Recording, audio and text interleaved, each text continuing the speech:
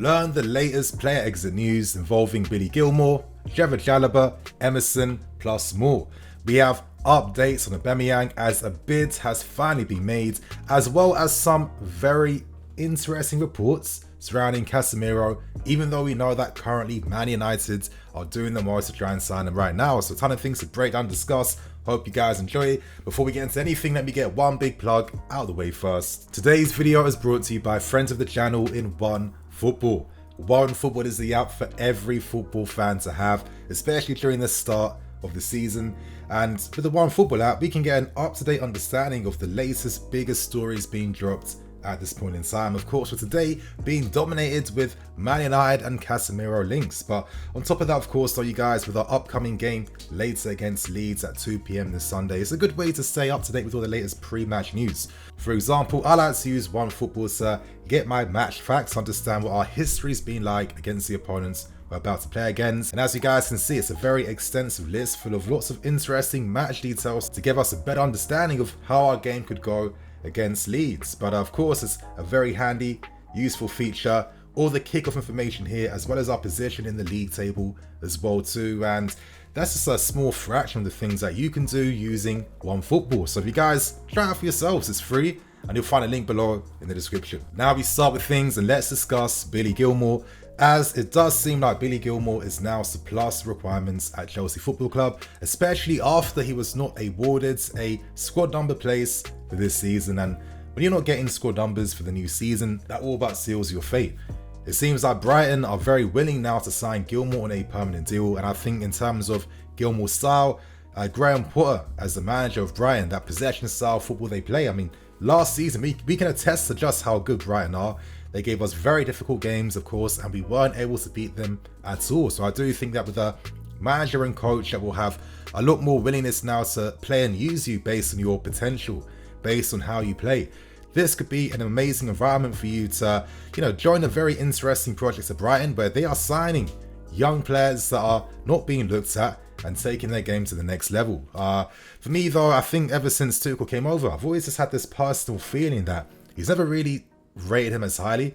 Maybe it comes down to the lack of physicality that Gilmour has. I mean, he's not the biggest guy, even though in terms of his technique, his ability to play those passes forwards, and just the overall skill he plays with.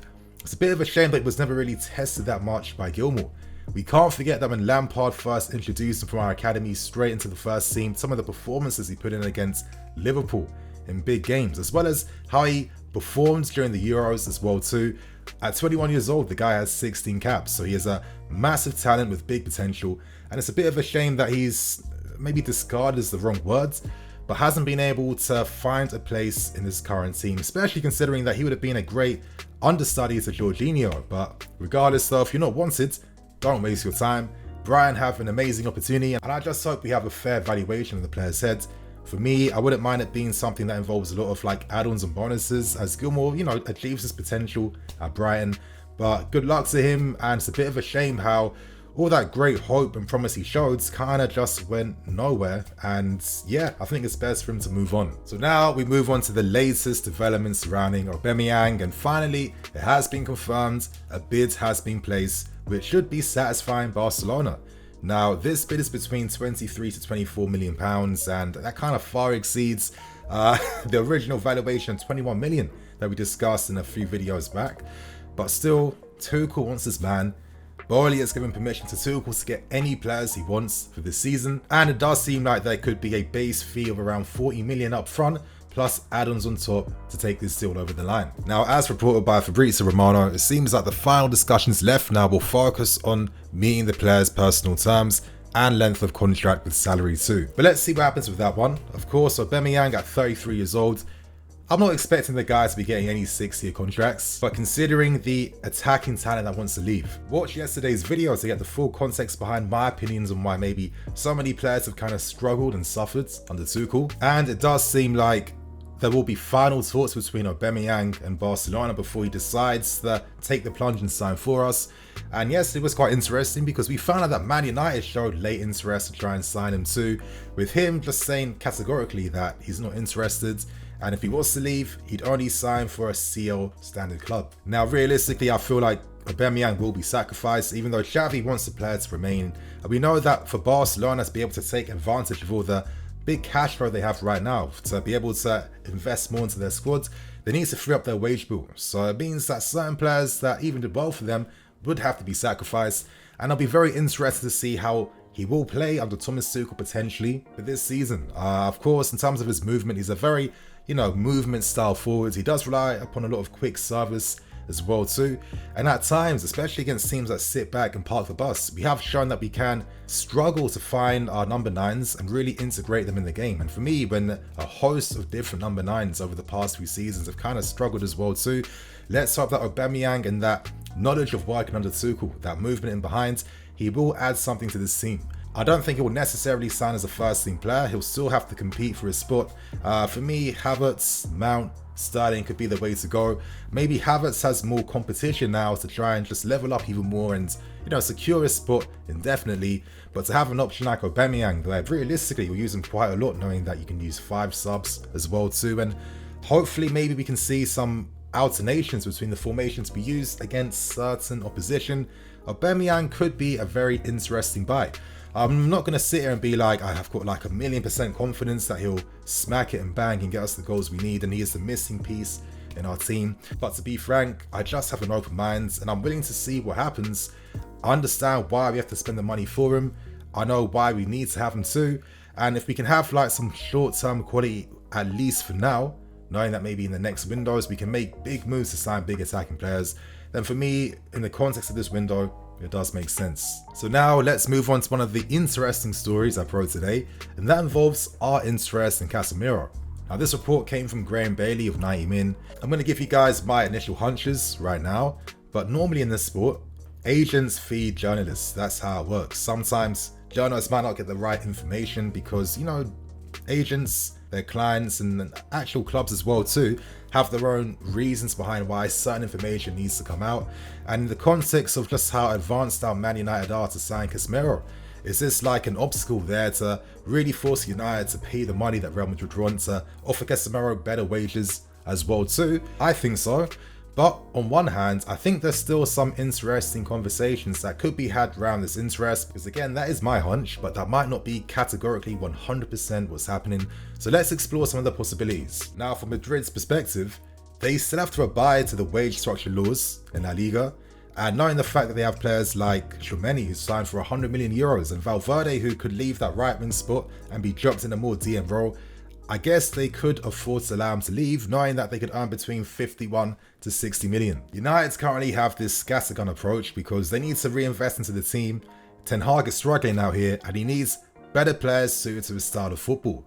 But it's obvious that because Frenkie De Jong has denied them, it's no surprise why they've turned their attentions now to Casemiro. But for us, we still don't have full confirmation from Frenkie De Jong that he will be leaving Barcelona, and it's quite clear that we still need to sign a midfield player. So I find these links quite interesting because what if we decided in the end, Frenkie De Jong, you haven't given us anything, and we don't want to miss out on potentially signing a player like Casemiro that could most definitely add to this team. Now the reality is the money United are offering the player, it's no surprise why his head is turning. Deep it, like, he's won absolutely everything he can at Real Madrid, won countless trophies, he's kind of completed the game at 30 years old. United are planning to offer more than double his wages, and he's currently earning around 180,000. So if he can go to the Premier League, get a long-term deal around 5 years, and earn between 350 to 400,000 a week, it's a bit of a no-brainer. So currently he's having conversations with Ancelotti to find out what the plan is, what the deal is. Ideally, Ancelotti wants to keep his man, but for that type of money for a guy that has already completed football, this could be an opportunity for him to earn even more before he finally retires from the game. For us though, Casemiro could be an interesting solution if we still don't get clarification on Frenkie De Jong, because in that sense it is a bit of a gamble, because there could still be ways where he could remain at Barca.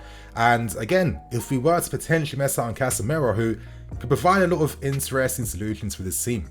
I'm looking at your Fabinhos and your Rodri's, powerful DM presences in front of that back four. And I think to myself, maybe one of the solutions to really be a title challenging team, which for me, with all the investment we put in this summer, is the main focus. Having a different formation and system against teams that sit back to park the bus could be a godsend for players that play box to box.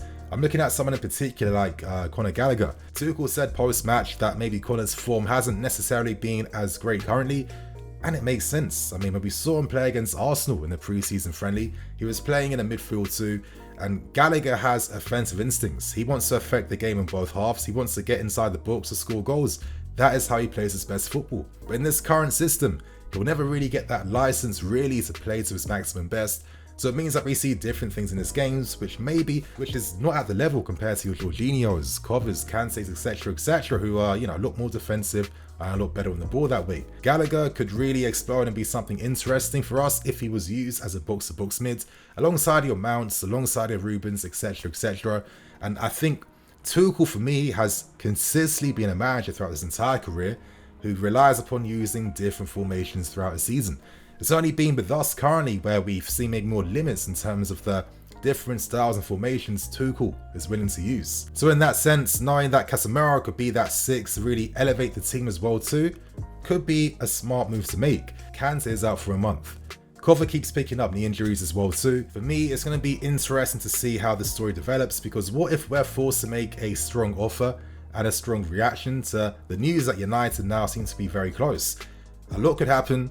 Let's see what happens. And for me, if we make our interest super concrete, I can't imagine him picking Man United over us. So right now, let's end things by discussing the latest news on more player exits. Let's talk Trevor Chalobah, and I guess, some interesting, unfortunate news is that if Fofana is signed, Chalobah is looking to leave the club, and I guess it makes a lot of sense. I mean, in that right centre-back role, not only does he have Fofana potentially to worry about, but Azpi is still here, as well as the fact that Reece James can also play there as well. So in that sense, where is your position? And you might be thinking, after the season I had last season, I think getting 4 goals and 1 assist, I don't think Fofana scored as many goals as that in his entire career since coming to the Premier League. He may be feeling, I feel like I've done quite a lot to show my merit and the benefits I have for this team, and the fact that it's still not enough. It's time for me to focus on my career and be the best footballer I can be. I understand it.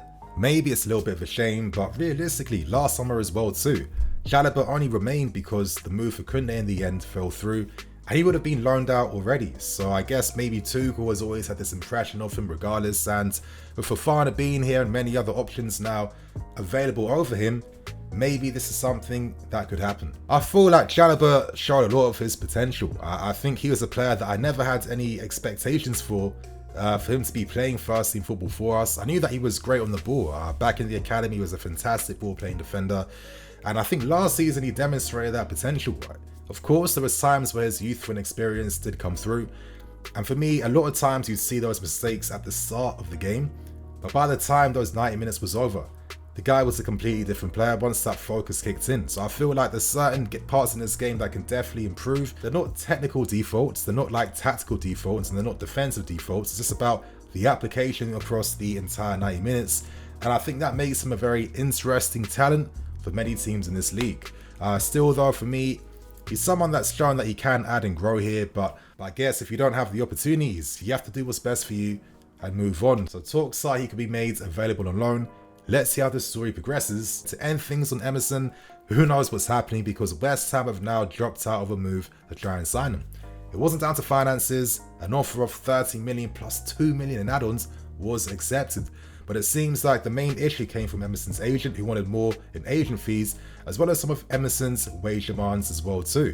So I'm curious to see where he goes now. Talks at Lazio are resurfacing, showing their interest. Let's see what happens there.